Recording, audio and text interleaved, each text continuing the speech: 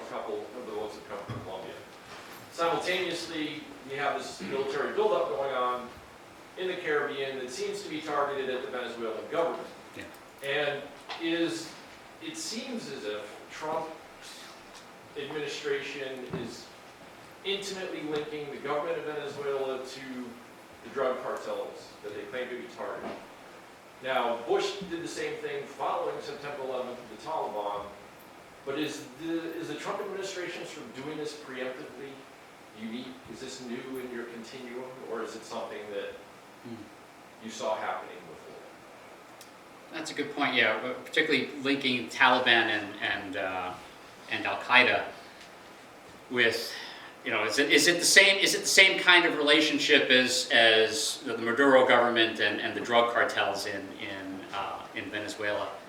There might be something to that. I think this notion of I was just reading about this in the New York Times today. The Cartel de los Soles isn't necessarily an actual organization. It's just a term that people in Venezuela use to refer to to military individuals or government individuals in Venezuela who happen to be mixed in with drug cartels. It's not that they're necessarily a hand-in-glove kind of thing.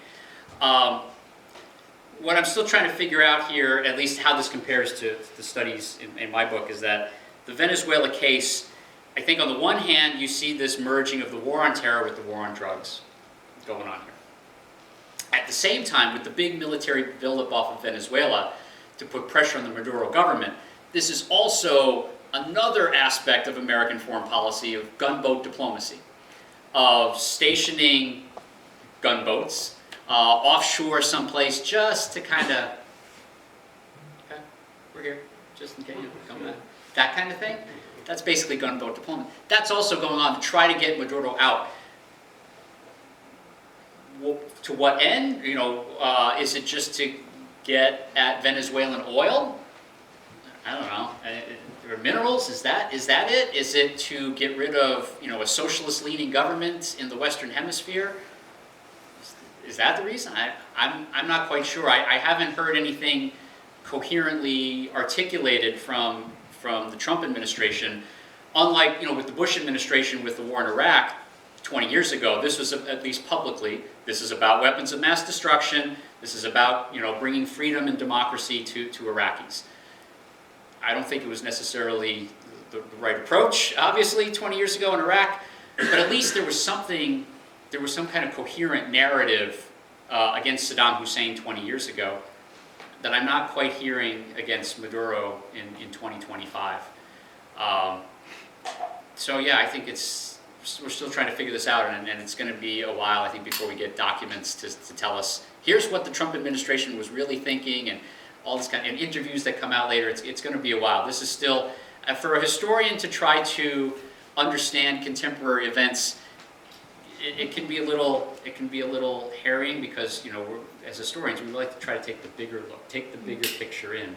But when something's coming at you real quick, it's hard to do a quick analysis. And the more sources that come out on things, you can certainly learn more on. But I hope that kind of gets to your question. I'm sure we'll talk more. We'll talk more in the office. Yeah, for sure. One more question and Yeah. we'll wrap it up. There's one more question. Yes. I was wondering if you think that maybe in the future, America specifically, will maybe start using terrorism as maybe a tool to get at things that are technically against international law. Basically claiming people are using terrorism or something like that when they're technically not being evil, say, toward America, but it's just they're kind of in the way of America getting to something. Oh, so calling somebody a terrorist in order to justify Attack. getting them out of the way? Yeah, I think that happens. Already.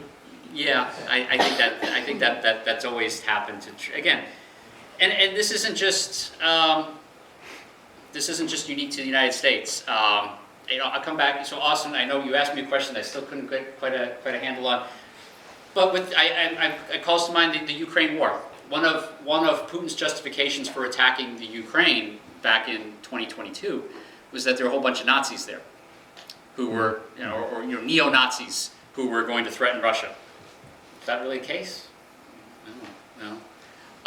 But it was used to use the term to call opponents Nazis. It was a way to justify going in and invading Ukraine. And so I think that kind of terminology is used to justify all sorts of things. That's what I have here in the book. This is something that's going on. So Austin, I could finally answer your question. I came up with an example to get at your question, but I think that speaks to it. Well, thank you very much.